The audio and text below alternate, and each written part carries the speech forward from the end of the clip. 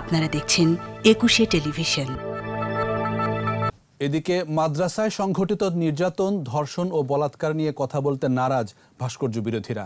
আর শুধু দেশের নয়, মুসলিম বিশ্বে ছড়িয়ে ছিটিয়ে থাকা ভাস্কর্য ভেঙে ফেলতে চান তারা। রাজধানীর যাত্রাবাড়ির বড় মাদ্রাসায় সভা শেষে ভাস্কর্য বিরোধীরা এমন মন্তব্যই করেন। নিজেদের দেশ বরেণ্য আলেম দাবি করে 6 দফা প্রস্তাবনা পেশ করেন। বলেন, দাবি না মানলে কঠোর পদক্ষেপের দিকে এগুবেন তারা। সভা শেষে সাংবাদিকদের আরও বলেন, শান্তিপূর্ণ সমাধান খুঁজে বের করা সরকার ও প্রশাসনের দায়িত্ব।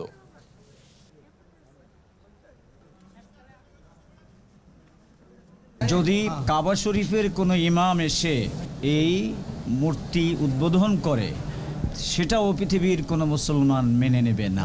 তুরস্ককে মানতে হবে, সৌদি আরবকেও মানতে হবে। যে না মানে সে গুনাহগার হবে, সে স্বতন্ত্র ব্যাপার, সেটা আমাদের মুসলমানদের জন্য ডকুমেন্ট হতে পারে না।